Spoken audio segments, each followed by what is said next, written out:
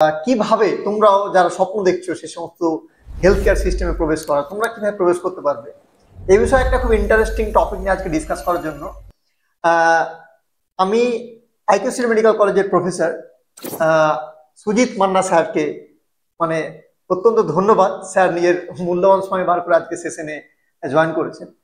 তোমরা যারা মেনলি জেনপাসের জন্য অ্যাসপায়ার করছো, তোমাদেরকে ইনডেপথ অ্যানালিসিস দেওয়া হবে আজকের এই পডকাস্টের মাধ্যমে। স্যার বলবেন যে এক্স্যাক্টলি তোমরা যারা বিএমএলটির কথা স্পেশালি ভাবছো, সেই বিএমএলটি কোর্সটা কি, বিএমএলটি কোর্সটার হেলথ কেয়ার সিস্টেমের রোল কতখানি, আর তোমরা যারা অ্যাসপায়ার করছো অনেকে কনফিউশনে আছো। মানে ধরুন 1 মাস 1.5 মাস এক্সাম ডিলে হওয়া সেটা আলাদা ব্যাপার, কিন্তু এইবার যেভাবে এক্সামটা ডিলে হয়ে গেছে অনেক স্টুডেন্টরা তো কি ডিসিশন অলরেডি কেউ হয়তো কিছু নিয়ে অপশন থাকছে। ইনফ্যাক্ট তোমাকে আরও একটা কথা বলি, সেটা after completion of MSc MLT.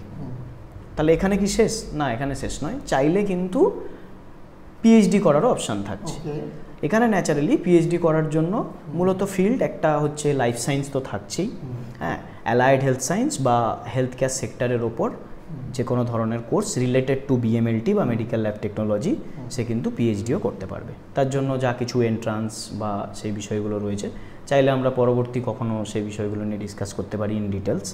তো পিএইচডিরও অপশান রয়েছে, তো নিজেকে এগোনোর অনেক বড় একটা ফিল্ড রয়েছে মেডিকেল ল্যাব টেকনোলজিতে। তাহলে স্যার ঠিক আছে, হায়ার স্টাডিজ করলে স্টুডেন্টরা, স্যার পয়সাও তো দরকার জীবনে, একদমই, জবও তো দরকার জীবনে, জব তো লাগবে। সো ক্যারিয়ার অপরচুনিটিস কেমন থাকছে এদের, কি কি মানে জয়নিং ফেজে কি কি রোলে জয়েন করতে পারে একটা স্টুডেন্ট আফটার জাস্ট ফিনিশিং দেয়ার বিএমএলটি, আর যদি মাস্টার্স করে তাহলে কি কি অপরচুনিটি গুলো আসে, আর কেমন জবের মানে চাহিদা কেমন মার্কেটে, সত্যি কি ডিমান্ড কেমন